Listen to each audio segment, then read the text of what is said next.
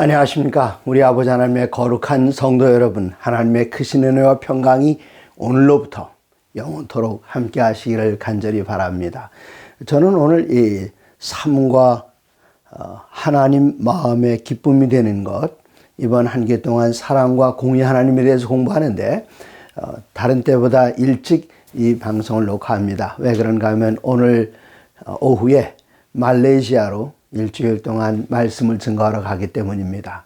말레이시아 그 남쪽에 있는 말레이시아 반도 더 남쪽에 인도네시아가 있고 인도네시아 서쪽에 사바라는 곳이 말레이시아 땅입니다. 이곳에는 그 코타키나발루 그 지역에는 여러 교회들이 함께 모여서 일주일 동안 신년을 맞이하면서 영적 부흥을 하게 되는데 한 300여 명이 모인다고 합니다. 그곳에 말씀을 증거하러 가는데 오늘 오후에 타는 그 비행기가 지난 일요일 날 사고 났던 그 같은 항공사 비행기라서 주위에 계신 분들이 염려합니다만은 전 염려하지 않습니다. 여러분의 기도가 함께 하실 줄 믿기 때문입니다. 무엇보다도 한 주일 동안 회교권 지역에서 열리는 이 귀한 신년맞이 부흥성회에 여러분의 간절한 기도와 함께 하셔서 성령 충만한 집회가 되기를 간절히 바랍니다. 저는 4년 전에 은퇴를 하면서 지금 살고 있는 아파트로 이사를 하는데 제 바로 2층에서 그 어린아이가 사는데 아주 자그마한 유치원 다니는 어린아이였습니다. 근데 이 아이가 자주자주 그 위에서 뛰어다니는 그 소리가 들리는데 제게 너무나도 음악 소리처럼 들려요. 네, 이 아이가 좀 자라면서 혹시 콩콩이라는 거 아십니까? 두 발로 해서 이 꽁충꽁 뛰는 그런 놀이가 있는데 그것도 하고 그 다음에 이 아이가 초등학교에 들어가더니 학교에서 줄넘기를 배워가지고 줄넘기 하는 소리가 들리는데 저는 그 소리가 층간소음으로 들리는 것이 아니라 음악 소리처럼 들렸습니다.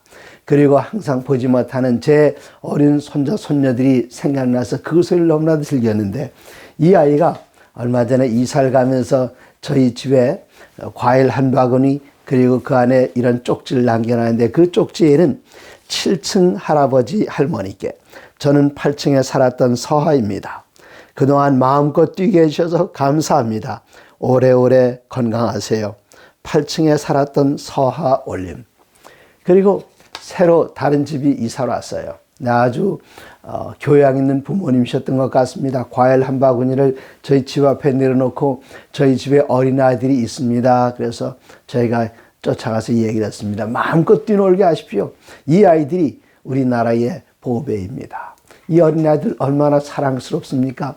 남의 집 아이도 이렇게 사랑스럽거든 하물며 내가 낳은 자식들의 자녀들인 손자 손녀들은 얼마나 아름다울까요? 제 집에 보물처럼 간직하는 것들 몇 가지가 있는데 이 작년에 저희 집에 큰 아들네 집에 아이들이 와서 한 달 정도 있었는데 곳곳에 아이들이 흔적을 남겨놨어요. 스티커로다가 뭘 써서 여기저기 붙여놨는데 다른 사람 눈에 보면 쓰레기지만 제 눈에는 보석처럼 아름다워서 지금도 어디 문을 열면 거기 아이들이 붙여놓은 스티커가 있고 얼마나 사랑스러운지 뭐 별 의미도 없는 것들인데 아이들이 삐뚤빼뚤 미국에서 나서 자란 아이들이 한글로 적어놓은 그게 얼마나 아름다운지요. 여기 더 노란 거 하나 있습니다. 이 손에 들려있는 것 저희 손녀가 쓴 거예요. 이게 저에게 쓴 게 아니라 제 아내에게 써서 너무나도 샘이 납니다. 사랑하는 할머니. 할머니는 세상에서 가장 좋은 할머니예요. 사랑해요. 그리고 그 아이의 이름을 여기다 적어놨습니다. 그 어린아이들 얼마나 사랑스럽습니까? 근데 이런 어린아이들의 사랑스러운 모습을 보면서 저는 무엇을 생각하는가? 하늘에 계신 우리 아버지는 우리를 보실 때에 얼마나 사랑스럽게 보실까요? 이 아이들이 조그만 것 하나 준비해서 주면은 그 값이 얼마 나가지도 않습니다. 뭐 저밖에는 그것을 귀하게 생각할 사람이 아무도 없습니다. 다른 사람이 보면 그냥 쓰레기겠죠. 그러나 그 어린아이 작은 정성이 거기 들어있는 것, 내가 내 애비를 위해서 투자한 게 얼마나 되는데 겨우 이런 거 갖고 왔냐? 아닙니다. 얼마나 귀엽고 사랑스러운지요. 하늘아버지께서 우리를 보실 때도 마찬가지로 그렇게 보실 것입니다. 지난 시간에 누가복음 15장에 나오는 이야기를 잠깐 했습니다. 여기 탕자의 비유라고 그러죠. 저는 이 이야기를 읽을 때 탕자의 비유가 아니라 정말 많은 것을 허랑방탕하게 소비하는 낭비하는 아버지의 비유라는 말이 더 맞지 않겠나 그런 생각이 듭니다. 이 아들이 아버지 돌아가시면 유산 제게 주실 거죠? 지금 주시면 안 되겠습니까? 이런 불효가 어디 있겠습니까? 그런데 그 아버지는 자식을 이기는 부모가 없어서 아이가 옆에 있기를 원했지만 자기 자신의 그 많은 그 재산을 아들에게 넘겨줬더니 그 아들인 것을 달랑 들고 집을 떠났습니다. 그리고 다른 나라 가서 유흥의 시간을 많이 보내고 마침내 이미 잘 알고 계신 것처럼 그 나라에 흉년이 오고 가지고 나온 돈은 다 탕진했고 자기를 쫓아온 친구들은 다 떠나갔고 이제는 홀로 외국에서 남아서 먹을 것도 없어서 어디 가서 먹을 거 얻을까? 옛날에 그 친했던 친구들은 다 떠나갔습니다. 내 수중에 돈이 있을 때 친했지 지금은 친하지 않았어요. 그런데 거기에 돼지를 키우는 집에 사람 찾는다고 그래서 쫓아갔더니 월급도 안 준대요. 그냥 하루 두 끼만 먹여준답니다. 밤에 배가 고파서 돼지가 먹는 쥐엄나무 열매를 돼지밥통에서 훔쳐 먹었습니다. 입안은 고소했지만 그 마음을 얼마나 썼습니까? 그때 아버지의 사랑이 생각났습니다. 난 일어나 가리라. 그것은 아버지에 대한 믿음 때문이었고 아버지의 사랑을 확신하기 때문이었습니다. 그 아버지가 무서운 부모라면 안 들어갔을 겁니다. 아버지는 아들이 집을 떠나간 그날부터 바깥을 내다보는 게 습관이 되었고 마침내 아들이 나타났을 때 그 아들 몸에서는 돼지 똥냄새가 났고 입에서는 돼지 음식을 먹었던 쥐엄나무 열매가 아직도 났었겠습니다. 이는 깨끗했습니까? 입안이 아주 지저분했지만 그 아들 보는 그 순간 아들 가서 저 치과에 가서 스케일링하고 와. 이 닦고 와. 아닙니다. 그냥 부둥켜 안고 입을 맞추고 그 아들의 누더기를 집에서 가장 좋은 옷으로 입히고 아들이 돌아왔을 때에 그 아버지의 반응은 누가복음 15장 24절에 이 내 아들은 죽었다가 다시 살아났으며 내가 잃었다가 다시 얻었노라 그들이 즐거워하더라. 22절 아버지는 종들에게 이르되 제일 좋은 옷을 내어다 입히고 손에 가락지를 끼우고 발에 신을 신기라. 그리고 살찐 송아지를 끌어다 잡으라. 우리가 먹고 즐기자. 이날 이 집에서 누가 제일 기분 나빴을까요? 어떤 사람 형이라고 말하지만 살찐 송아지, 아들이 돌아왔기 때문에 살찐 송아지는 그날 죽어야 했습니다. 아버지는 아들에게 묻질 않았어요. 너 가지고 나간 돈 어떻게 된 거야? 묻지 않았습니다. 너 나갈 땐 피둥피둥 살쪄 나가더니 왜 이 모양 이 꼴이냐? 묻지 않았습니다. 여러분 혹시 가출 청소년을 둔 이웃을 보신 적 있습니까? 저는 봤습니다. 아이들이 등록금 낼 때 그 등록금을 요즘은 중고등학교 등록금 받질 않죠. 한국은 다 무료입니다. 근데 옛날 그 등록금을 아이에게 손에 쥐어서 보내면 그 돈을 낸 게 아니라 바로 그날이 가출하는 날입니다. 그리고 도망갑니다. 며칠 있다 돈 떨어지면 들어오는데 부모님은 아이들이 들어올 때까지 집에서 기다리질 않아요. 사방팔방 다 돌아다니며 찾지만 없습니다. 다른 도시에 가 있다가 돈 떨어지면 들어오는데 아버지 어머니가 눈에 불을 켜고 너 그 돈 어떻게 했어? 그 돈 어떻게 준비한 돈인데? 그 묻지도 않고 따지도 않고 그냥 아들이 돌아왔다는 사실 하나만으로도 기뻐하는 것. 이게 부모의 사랑이 아닙니까? 이것이 바로 하늘 아버지의 사랑입니다. 우리가 죄 짓고 아버지의 품을 떠났을 때 내가 너에게 그렇게 경고했는데 그 죄를 짓고 말았느냐? 아닙니다. 아담과 하와가 선악과를 따먹었을 때에 마음은 아프셨지만 그 부끄러운 것을 가리기 위해서 하나님께서는 양을 잡아서 그의 부끄러움을 가려주면서 너희들이 지금 죄를 짓고 여기서 쫓겨난다고 해서 섭섭해하지 마라. 여기 어린 양이 죽은 것처럼 우리 가운데 하나가 너희를 위하여 대신 죽게 될 것이다. 그리고 그 죽음을 통해서 다시 살리게 될 것이다.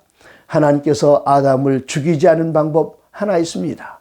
그 방법은 뭔가 하면 법을 없애버리면 돼요. 그러나 하나님의 법은 변개될 수 없습니다. 법도 없애지 않고 또 아담과 하와를 살리는 방법, 그것은 누군가 아담과 하와를 위해서 대신 죽는 것인데 누가 그렇게 하셨습니까? 우리 주님께서 그렇게 하셨습니다.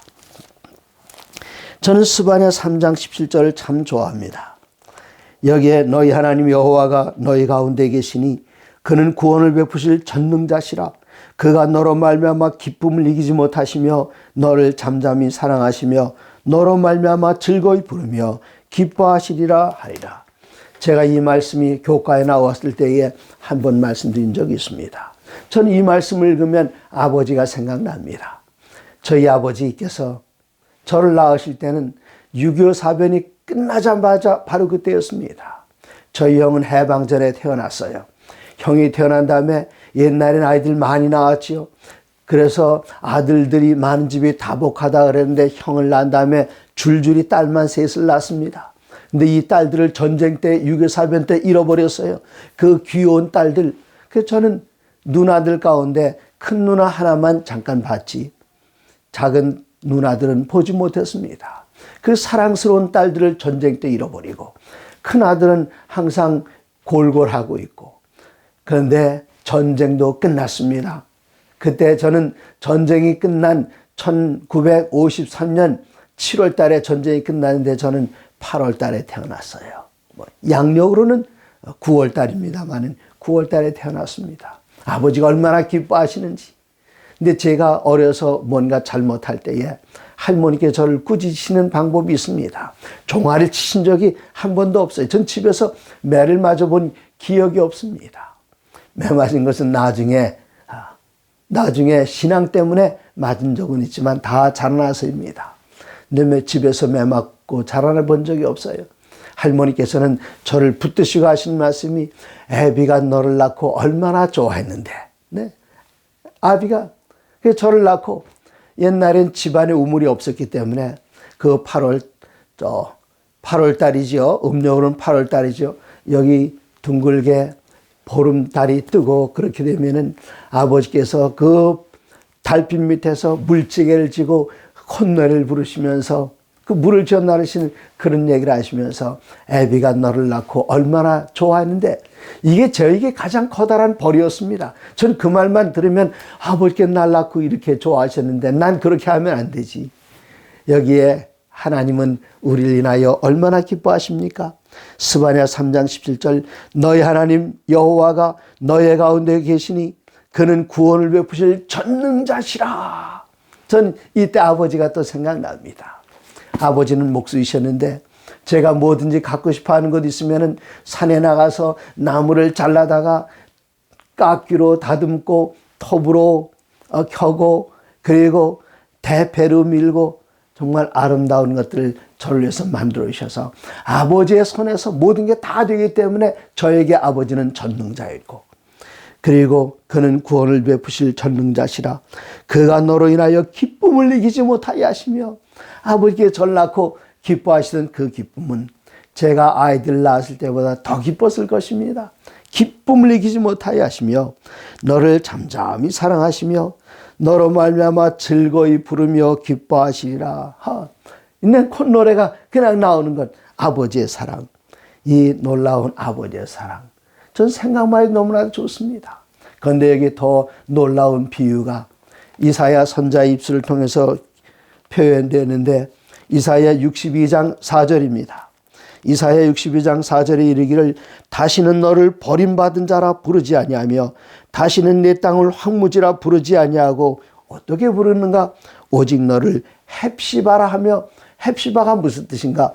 밑에 나의 주석을 보니까 나의 기쁨이 너에게 있다, 그런 뜻입니다. 하나님의 기쁨이 어디 있는가? 여러분과 저에게 있습니다. 그런데 여기 더 나아가서 그 표현을 이렇게 합니다. 내 땅을 뷸라라 하리니, 뷸라는 무슨 뜻인가요? 밑에 내려보니까 결혼한 여자라 그랬습니다. 내가 너와 결혼했다. 네? 여러분, 여기 결혼하신 남자분들, 결혼하시던 날 그 감격을 생각하십니까? 여러분의 아내들에게 결혼해달라고 그렇게 청혼을 하고, 청혼할 때 그 청혼을 받아들이고, 그때 얼마나 그 여인이 청혼을 받아들였을 때 얼마나 기뻤습니까? 그 여자가 나와 결혼한 여자입니다. 하나님께서는 이 교회를, 그리고 여러분과 저를 헵시바라 부르십니다.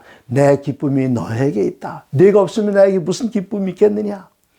그리고 너는 나의 결혼한 여자다. 비올라라. 그렇게 부르셨습니다. 아버지 하나님의 크신 사랑이 남편과 아내의 사랑으로 넘어왔는데 에베소 5장에는 하나님께서 사도의 붓을 통해서 기록하시기를 그리스도와 교회와의 그 사랑을 남편과 아내의 사랑으로 묘사했습니다. 남편들아 아내 사랑하기를 그리스도께서 교회를 위하여 몸을 주신 것처럼 사랑해라. 그리스도께서 교회를 위하여 목숨을 내놓으셨습니다. 그래서 남편들도 아내를 사랑하기를 목숨 바쳐 사랑하라. 그런 표현이 아니겠습니까? 그리고 에베소 5장 25절로 28절에 보면은 남편들에게 말하기를 아내 사랑하기를 자기 자신 사랑하는 것처럼 내 몸을 사랑하는 것처럼 내 이웃 내 몸 사랑하는 것처럼 사랑하라는 표현이 두 번 나오는데 하나는 원수를 사랑할 때에 내 몸같이 사랑하라 그렇게 말씀하셨고 이웃사랑 그리고 아내를 사랑할 때에 여기 에베소 5장에는 자기 몸처럼 사랑하라 그렇게 말씀하셨습니다. 하나님께서 우리를 이처럼 사랑하십니다. 얼마나 놀라운 사랑이십니까? 그런데 잠언 15장 8절과 9절에는 하나님께서 미워하는 대상이 있고 사랑하는 대상이 있는데 잠언 15장 8절에는 악인의 제사는 여호와께서 미워하셔도 정직한 자의 기도는 그가 기뻐하시느니라. 정직한 자의 기도는 기뻐하시고 그 기뻐한다는 뜻이 무엇인가? 악인의 길은 여호와께서 미워하셔도 공의를 따라가는 자는 그가 사랑하시느니라. 네. 또 고린도후서 9장 7절에 보면은 누구를 사랑하시는가 하면 즐겨내는 자를 사랑한다. 그럼 하나님께 돈 많이 바치면 하나님께서 사랑하실까요? 물론 사랑하십니다. 그러나 우리가 하나님께 드리는 것 그거 우리가 스스로 내가 생산한 것이 아니라 하나님께서 나에게 주신 것을 드리는 것. 하나님께서는 그걸 원하십니다. 여기서 여러분에게 강조하고 싶은 것은 무엇인가 하면 하나님께서를 이렇게 사랑하실 때에 그냥 혼자 사랑만 받고 이렇게 있는 것이 아니라 그 사랑에 대하여 반응할 때에 하나님께서는 기뻐하신다는 말입니다. 우리가 즐겨내는 자를 사랑하시느니라. 우리가 많이 하나님께 드린들 하나님께 득될 것 하나도 없습니다. 왜 그런가 하면 이 세상에는 모든 것이 다 하나님의 것인데 그 가운데 일부를 우리들이 사용하며 살게 하셨는데 그것을 하나님께 드리는 것인데 하나님께 드린들 하나님의 집 울타리 안에 있는데 여기서 여기로 옮긴들 다 하나님의 것입니다. 이게 내 손에 있을 때에 그리고 내 자식에게 내 형제에게 줄 때에 우리는 내게서 나갔으니까 희생인 것 같지만 이게 한 집안에 있으면 다 한 집안에서의 이동이기 때문에 들어오는 것도 없고 나가는 것도 없어요. 근데 하나님께서는 즐겨내는 자를 왜 기뻐하시는가? 그 마음 가운데 하나님 너무나도 감사합니다. 감사한 그 표현으로다가 하나님께 드리게 될 때에 그 반응을 하나님께서 기뻐하시고 즐거워하신 것입니다. 여기 잠언 15장 8절과 9절에는 정직한 자의 기도는 그가 기뻐하시느니라. 하나님께서는 우리를 바르게 만드셨습니다. 그러므로 그들이 하나님과 기도, 하나님 주시옵소서 그런 기도 물론 포함됩니다만은 기도란 무엇입니까? 기도는 영혼의 호흡이고 친구끼리 나누는 대화와 같은 것이어서 내 마음을 열어서 하나님께 감사를 표현하고 그리고 나의 필요가 하나님 안에서 다 공급될 것을 믿으면서 기뻐하고 감사하는 것 그때 하나님께서는 기뻐하신다 그랬습니다. 공의를 따라가는 자는 그가 사랑하시느니라. 하나님께서 우리 주위에 있는 사람들에게 베풀고 하나님의 손길처럼 나눠주고 할 때에 하나님께서는 그런 사람들을 사랑하신다고 말씀하셨습니다. 그럼 이런 사랑, 우리가 받는 사랑은 어떤 사랑일까요? 로마서 5장 8절에 우리가 받는 사랑이 어떤 사랑인지 기록되어 있습니다. 우리가 아직 죄인 되었을 때에 그리스도께서 우리를 위하여 죽으심으로 하나님께서 우리에 대한 자기의 사랑을 확증하셨느니라. 하나님께서 언제 아들을 우리에게 주셨습니까? 예수님께서는 언제 돌아가셨습니까? 뭐 몇 년, 몇 월, 며칠 그거 묻는 질문이 아니라는 것 아시죠? 언제 우리를 위하여 돌아가셨는가?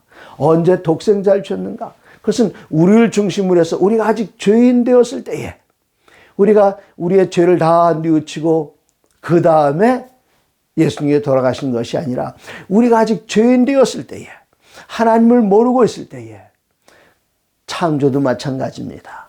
하나님께서 우리가 얼마나 예쁜가를 보시고 말 잘 듣는가를 보시고 순종하는가를 보신 다음에 우리를 창조하신 것이 아니라 우리는 아직 형체도 없고 아무것도 없었습니다. 그러나 하나님께서는 우리를 사랑하시기 때문에 우리를 지으셨습니다. 마찬가지로 자식들, 부모님이 우리를 보고 나셨나요? 우리가 얼마나 예쁜가 잘생겼는가 그거 보고 나셨나요? 얼마나 순종 잘하고 얼마나 훌륭하고 탁월한가 그거 보고 나셨나요? 아닙니다. 아버지와 어머니가 함께 만나서 사랑하셨기 때문에 그 사랑의 산물이 바로 여러분과 저입니다. 태어났을 때의 부모님은 얼마나 기뻐하십니까? 이 아이가 태어날 때에는 그 어머니에게 엄청난 고통이 따라야 되고 그리고 이 아이가 태어난 이후에 성장할 때에 스스로 잘 설 수 있을 때까지는 그 부모가 거기다 바치는 시간, 노력 얼마나 큽니까? 그런데 그 아이를 낳았어요. 그게 창조입니다. 제가 아이들 자라는 과정을 보면서 이제 제 자녀들을 기를 때는 그땐 잘 느끼지 못해요. 정신없이 지나갔으니까. 내 손자녀들이 자라나는 것을 보면 그 애비나 애미가 항상 이 아이를 아침마다 학교까지 데려다 줍니다. 그리고 또 오후가 되면 학교에서 데리고 옵니다. 애들이 아프면 병원에 데려갑니다. 아이들이 필요한 모든 것들을 먹여주고 입혀주고 철 따라 공급해 줍니다. 그걸 언제까지 해야 되나요? 네. 저희는 자녀들을 위하여 두 아이들이 다행히 결혼을 일찍 했습니다마는 거의 30이 될 때까지 부모로서 다 제공해 줬어요. 그러다 보니까 저희는 늙었더라고요. 그러다 보니까. 네. 그럴 때에 그 세월을 인해서 내가 너무나도 아이들 위해서 헌신하고 투자한 것 아니야? 그거 후회하는 부모는 세상에 단 한 사람도 없습니다. 단 한 사람도.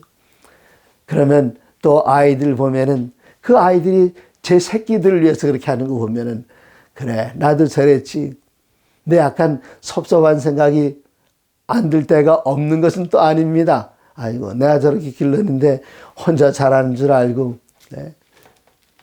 하지만 뭐 저희 두 아이들이 그렇지는 않습니다. 정말 두 아들들이 성실하고 부모를 기억하고 또 부모를 위해서 뭔가 더 주지 못해서 애쓰는 그런 모습을 아이들이 보면서 이게 바로 하나님께서 심어주신 그런 사랑이로구나. 그래서 하나님께서 우리를 지으실 때는 우리를 보고 지으신 것이 아닙니다. 물론 우리와 다르기 때문에 하나님께서는 우리의 미래를 아시기 때문에 태어나기 전부터 다 아셨겠죠. 그러나 부모가 자식을 낳을 때는 사랑의 결실이지 아이들에게 뭔가 기대하면서 그런 것이 아니라 사랑을 쏟아부을 대상을 낳았던 것입니다. 우리 존재가 없을 때 우리를 지으셨고 우리가 아직 죄인 되었을 때 우리가 회개하고 돌아온 다음에 돌아가신 것이 아니라 우리를 용서하시기 위해서 먼저 돌아가시고 먼저 용서해 놓으시고 우리들이 그 사랑에 반응하기를 기다리시는 분이 하나님이십니다. 그러므로 하나님께서 우리들에게 기대하시는 것 히브리서 11장 6절에는 믿음이 없이는 하나님을 기뻐하게 하지 못하나니 하나님께 나아가는 자는 반드시 그가 계신 것과 또한 그가 자기를 찾는 자들에게 상 주시는 이심을 믿어야 할지니라. 네. 누가 하나님을 기쁘시게 하는가? 믿음이 없이는 하나님을 기쁘시게 하지 못하나니 뭘 믿어요? 하나님께 나아가는 자는 반드시 그가 계신 것을 믿고 하나님의 존재를 믿고 두 번째는 하나님께 나아가는 자들에게 상 주시는 이심을 믿어야 할지니라. 자녀들이 부모를 기쁘게 하는 것 어떤 것입니까? 부모를 인정할 때에, 인정할 때에 어디 가서 그 사람들이 누구의 자녀라고 할 때에 그 부모 자랑스럽게 생각하면 이때 부모가 얼마나 기뻐하겠습니까마는 저는 그분 잘 모르는데요. 그분하고 저 엮지 마세요. 그런데 얼마나 섭섭하겠어요. 그래서 하나님께서는 하나님께 나아가는 자들을 기뻐하시는데 믿음으로 나가는 자들 어떤 믿음인가 하면은 하나님께서 우리를 사랑하시고 하나님께서 우리를 지으셨고 하나님께서 우리를 구속하셨고 이걸 믿는 자들 그리고 그 앞에 나아가는 자들을 하나님께서는 기뻐하신다 그랬습니다. 믿음이 없이는 우리가 하나님을 기쁘시게 할 수가 없습니다. 여기 마가복음 9장에는 한 이야기가 나옵니다. 예수님께서 변화산에서 내려오셨을 때에 사람들이 웅성거리고 있었어요. 변화산에 올라갈 때에 제자 셋만 데려가셨습니다. 나머지 9명의 제자들은 좀 삐졌을지도 몰라요. 시기심이 있었습니다. 왜 예수님께서는 12명의 제자들 가운데 3명만 싸고 두셨을까요? 그렇지 않습니다. 예수님께 누구는 더 사랑하고 누구는 덜 사랑하신 것이 아니라 예수님의 필요를 느껴서 예수님께 더 많이 접근했고 그 옆에서 빙글빙글 돌았던 그 사람들을 예수님의 선택이 아니라 그들 스스로 예수님께 모여들었기 때문에 그런 것이었습니다. 여기 9명의 제자들은 좀 삐졌던 것 같아요. 그때 어떤 아버지가 아들을 데리고 왔습니다. 아들이 귀신 들렸어요. 소문은 들었습니다. 제자들이 그리스도의 이름으로 귀신 내쫓았다는 소문을 들었기 때문에 이 9명의 제자들이 몰려있으니 그들에게 부탁을 해봐야겠다. 그런데 그들의 표정이 그렇게 밝고 기분 좋은 표정은 아니었을지라도 예수님의 제자이니까 우리 아들에게서 귀신을 내쫓아달라고. 그랬더니 귀신이 시기심이 가득한 제자들 그들 앞에서 귀신은 힘을 낼 수가 있었습니다. 쫓아달라고 그랬더니 건성으로다 귀신 나가라고 했지만 네가 누군데 하고 귀신이 오히려 대들고 그 아이는 여전히 고생합니다. 그때 예수님께서는 변화산에서 세 제자들과 함께 내려오셨어요. 9장 18절 마가복음 9장 18절입니다. 여기 17절부터 무리 중에 하나가 대답하되 선생님 말 못하게 귀신 들린 내 아들을 선생님께 데려왔나이다. 18절 중간에 내가 선생님의 제자들에게 내쫓아달라 했으나 그들이 능히 못하더이다. 19절 대답하여 이르시되 믿음이 없는 세대여 내가 얼마나 너희와 함께 있으며 얼마나 너희에게 참으리요 그를 내게로 데려오라.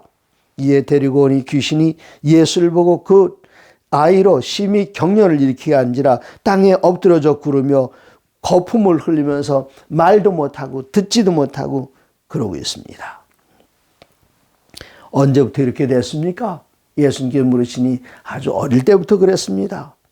귀신이 그를 죽이려고 불과 물에 자주 던졌나이다. 22절 그러나 무엇을 하실 수 있거든 우리를 불쌍히 여기사 도와주소서.